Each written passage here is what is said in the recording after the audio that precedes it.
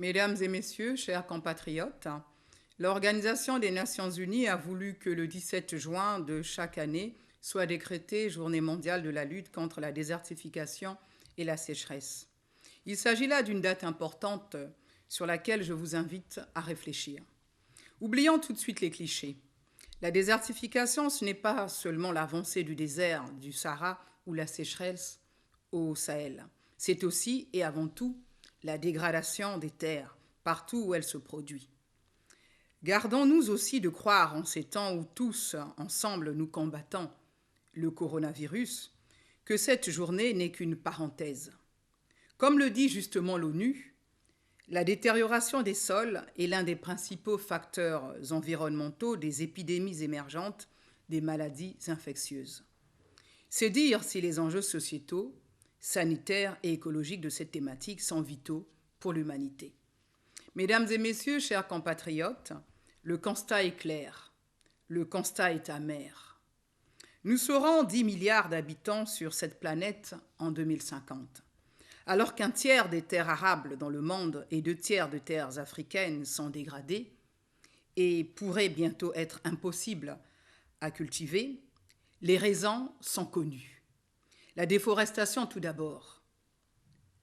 Quand on coupe des arbres, la terre devient meuble et s'érode, entraînant éboulement et érosion. La pluie ne pénètre plus, les sols s'assèchent. L'exploitation agricole mal maîtrisée, ensuite, qui détériore les sols et les rend toxiques. Mais aussi l'activité extractive polluante, les mines à ciel ouvert, l'urbanisation anarchique et bien évidemment les changements climatiques.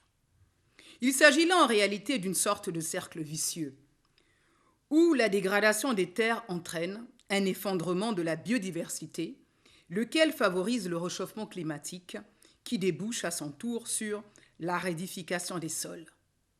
Climat, biodiversité et désertification sont les 3 pièces d'un même puzzle et la qualité des terres est à la fois une menace et une solution pour le climat et pour la biodiversité. Mesdames et messieurs, chers compatriotes, le Congo, notre pays, a su très tôt prendre la mesure de ce défi. Le chef de l'État, pionnier en matière de défense de l'environnement sur le continent, le président Denis Sassou Nguesso, est à l'origine de la Journée nationale de l'arbre et sous son impulsion, le gouvernement travaille à l'élaboration d'un plan d'affectation des terres afin de gérer de façon rationnelle et durable le domaine de l'État. Chacun sait en outre que notre taux de déforestation est maîtrisé, ce qui nous met à l'abri des sécheresses qui frappent l'espace sahélien ou des phénomènes de dégradation massive des sols qui, dans certains pays d'Afrique de l'Est, représentent un coût annuel équivalent à 15% de leur PIB. Mais ne nous croyons surtout pas pour autant exemptés de notre devoir de vigilance. Au Congo aussi, l'occupation sauvage des terrains est source d'érosion souvent dévastatrice en saison des pluies.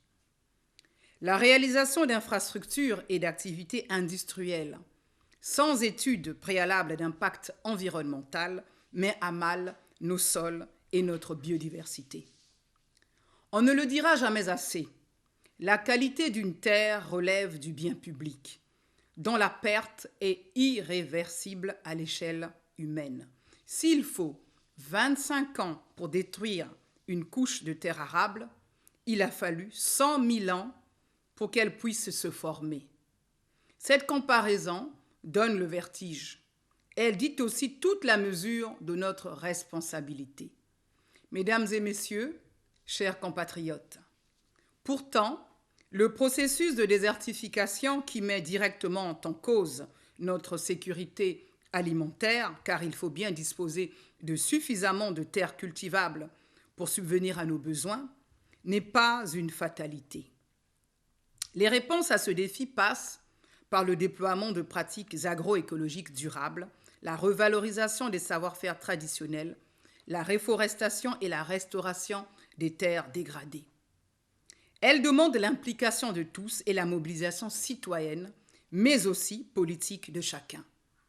Et cela D'autant plus que l'appauvrissement des sols exacerbe les conflits souvent violents pour l'accès aux terres, menaçant la paix sociale en même temps qu'il encourage les migrations de populations entières. Mesdames et messieurs, chers compatriotes, les discours sans cesse recommencés sur la pauvreté, la sécurité alimentaire, l'eau et l'énergie seront vains si nous ne décidons pas de préserver ensemble le seul élément au cœur de ces trois enjeux fondamentaux, la terre.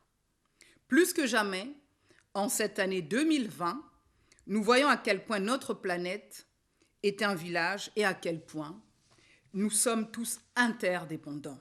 Alors, protégeons cette terre congolaise à qui nous appartenons autant qu'elle nous appartient.